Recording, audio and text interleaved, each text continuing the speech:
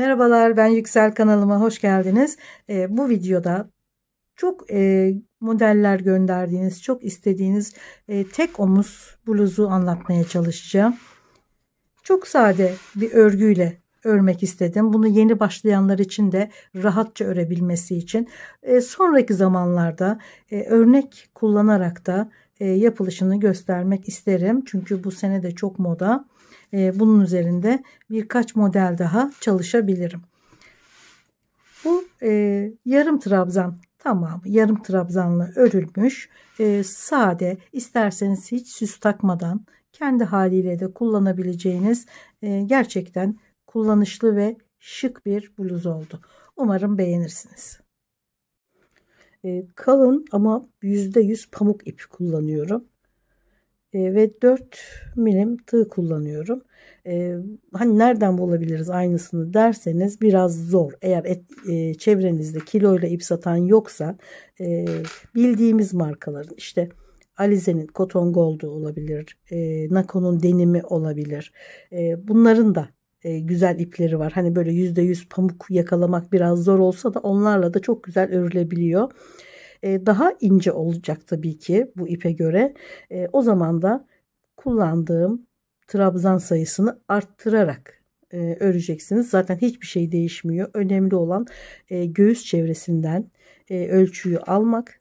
Yarısını bir parçada, yarısını diğer parçada örerek birleştirdiğinizde vücudunuzu tam saracak şekilde bir bluz olması gerekiyor.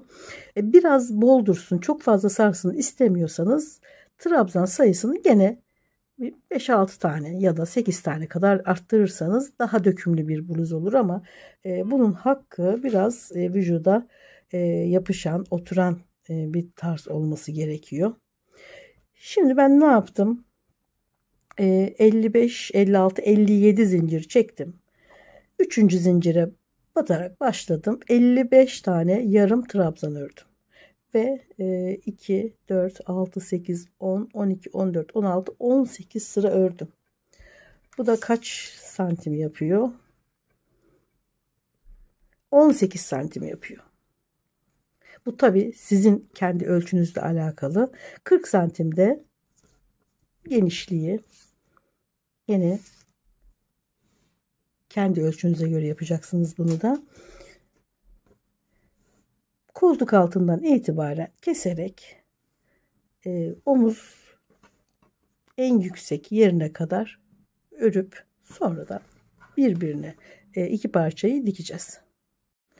Şimdi koltuk altı kesimini yapıyoruz.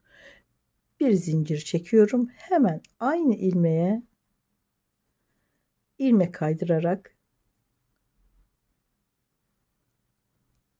3, 4, 5, 6, 7. Bu yeterli.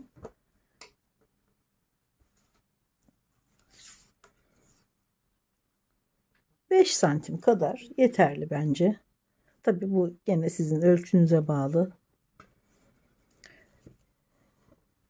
Şimdi bu veref, şurada göstereyim. Şuradaki verev kesintiyi yapmaya başlıyoruz. Bir zincir doluyorum. Bu dibine batmıyorum. Şuraya batmadığım için burada bir tane eksilmiş oluyor. Onun yanındakine ve yanındakine batıyorum. İki tane ilmeği eksiltiyorum. Devam ediyorum.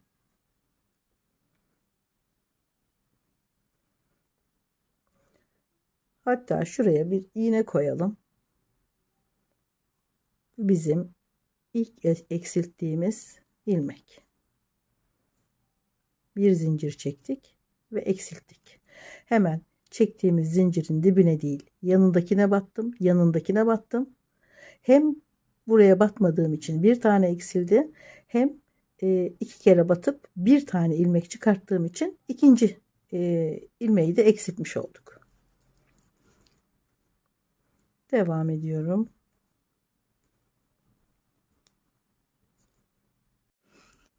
Kesintiyi burada başlamıştık. Şöyle devam edecek. Burası düz devam ediyor. Şöyle göstereyim.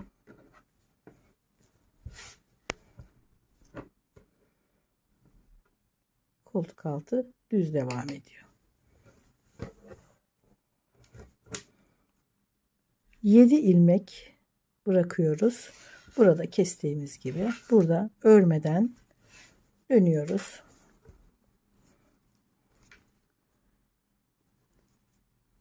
Bir zincir doluyorum. Aynı ilmeğin içine. Burada eksiltme falan yapmıyoruz artık. Düz çıkacak çünkü örgü. Devam ediyorum.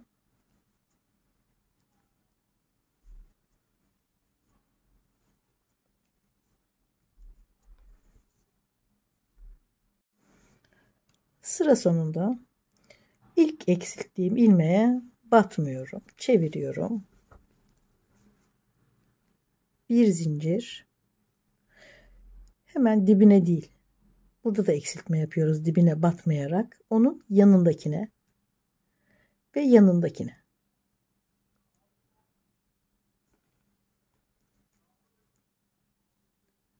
Şu iğneyi tekrar takalım. Yeni başlayanlar için bayağı bir yardımcı olur. Devam ediyorum.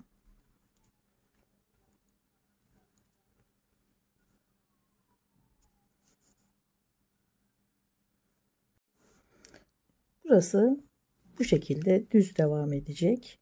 Gene göstereyim. Bir zincir. Hemen ilmeğin dibine ve devam ediyorum.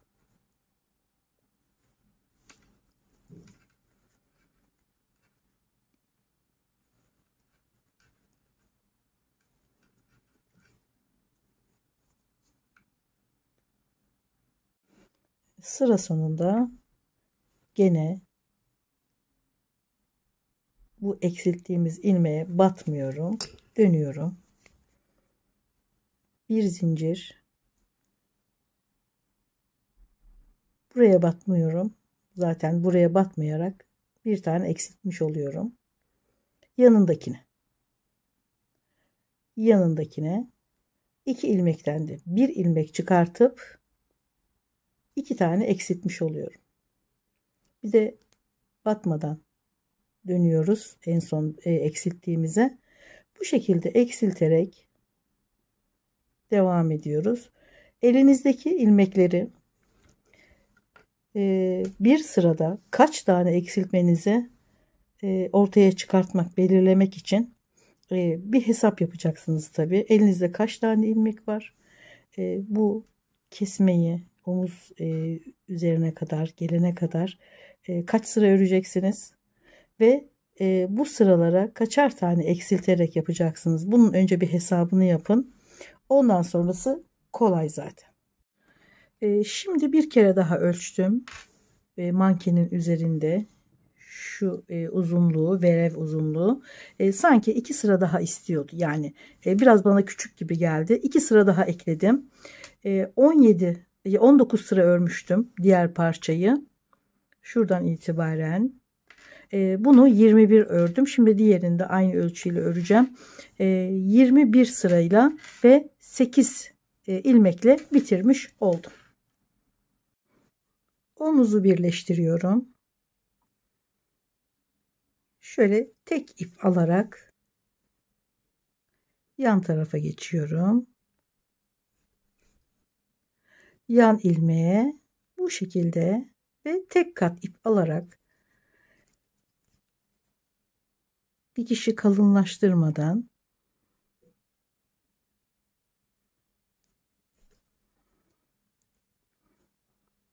ince bir dikişle omuzu birleştiriyorum. Sonra yanları birleştireceğim ve bluz bitecek. Yanları birleştirirken ipi şu şekilde arka kısımdan alıyorum.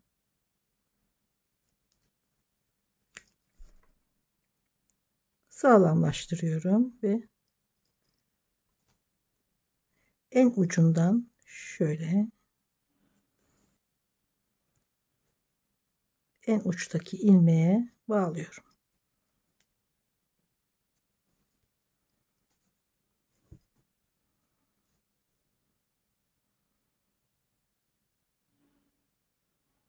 Tekrar sağlamlaştırdıktan sonra dikmeye devam ediyorum. Gene ince dikiş yapıyoruz.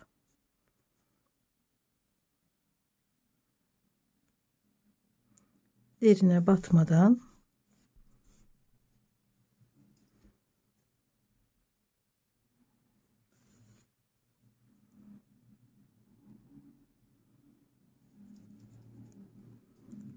ipi de bölmeden, tabii o zaman geçmiyor.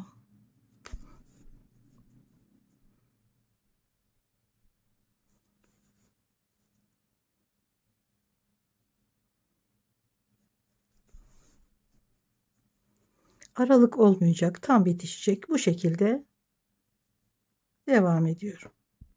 Daha önce çantalarda kullandığım bu süsü kullanmak istedim. Tabii siz kendi ipin dokusuna uygun farklı renklerle oyalar yapabilirsiniz. Fırfır yapabilirsiniz. Bunu daha önce çantada kullandım. Yıkanmaya elverişli ama narin yıkarsanız bir şey olmuyor. Zaten bozulma olduğunda da çıkartırsınız. Başka bir süs ya da sade kullanırsınız. Dediğim gibi zevkinize kalmış. Ufak ufak dikerek her iki tarafına da tutturdum. Gayet şık oldu, güzel oldu. Umarım beğenmişsinizdir. Umarım gene işinize yarar videolardan, faydalı videolardan olmuştur. Videolarımı beğeniyorsanız ve bundan sonrakileri de izlemek isterseniz beğenmeyi ve abone olmayı lütfen unutmayın. Görüşmek üzere. Hoşça kalın.